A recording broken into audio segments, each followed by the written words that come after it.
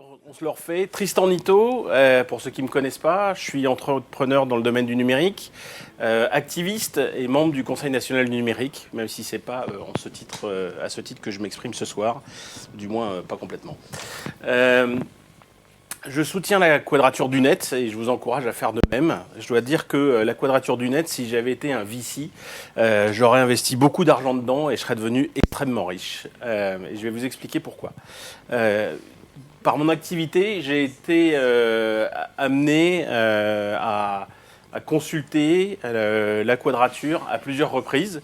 Ça a commencé il y a 2 ans et demi, fraîchement nommé au Conseil national du numérique.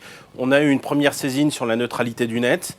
Et là, c'était important d'avoir des gens qui avaient un discours structuré, qui étaient capables, avec la pression qu'on avait de rendre un avis aussi rapidement que possible, d'avoir des positions sûres et en faveur de la neutralité du net.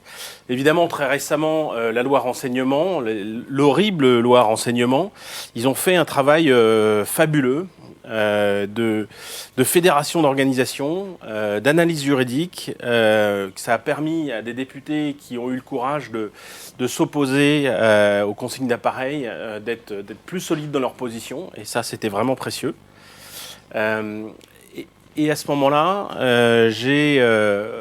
dans le cadre du mouvement Ni Pigeon Ni Espion, j'ai pu constater à quel point la Quadrature a été super efficace dans quelque chose que je ne leur avais pas vu faire auparavant, qui était de connecter différentes organisations et de fédérer ces organisations. Et ça m'a permis de rencontrer des gens que je ne connaissais pas du tout, qui ont vraiment enrichi et solidifié nos positions.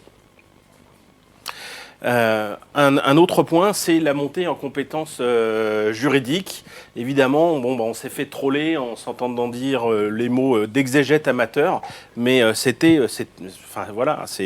serait cru dans un mauvais forum, quoi, à se faire traiter d'exégète amateur.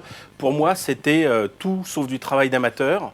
Et c'était peut-être un travail d'exégète, mais c'était un travail qui était extrêmement profond et surtout très utile. Et en plus, je ne suis même pas certain que les gens aient vraiment aimé la loi en question, donc le mot amateur me paraît encore moins approprié.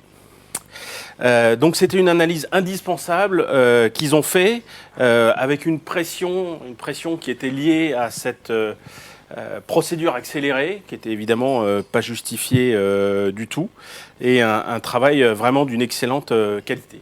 Et puis le dernier point sur lequel la Quadrature a fait des étincelles, c'est la communication. Alors évidemment, on peut dire que sur la communication, c'est un peu leur fonds de commerce, mais j'ai constaté une communication peut-être adoucie, moins dans la provocation et l'affrontement, mais du coup beaucoup plus pédagogique, beaucoup plus audible, plus médiatisable de ce fait, vraiment utile pour expliquer des choses extrêmement techniques, à la fois d'un point de vue juridique et d'un point de vue informatique. Donc un vrai travail de pédagogie qui, je pense, a vraiment porté ses fruits. Donc tout ça, ça démontre que la Quadrature a grandi, elle se perfectionne, elle monte en compétences, elle fédère plus qu'avant et elle communique encore mieux. Et donc je vous disais, si j'étais un VC, que j'aurais investi de l'argent dans la Quadrature, parce que la Quadrature permet de défendre nos libertés, et on le sait bien, nos libertés n'ont pas de prix. Merci. Merci. Candidat suivant.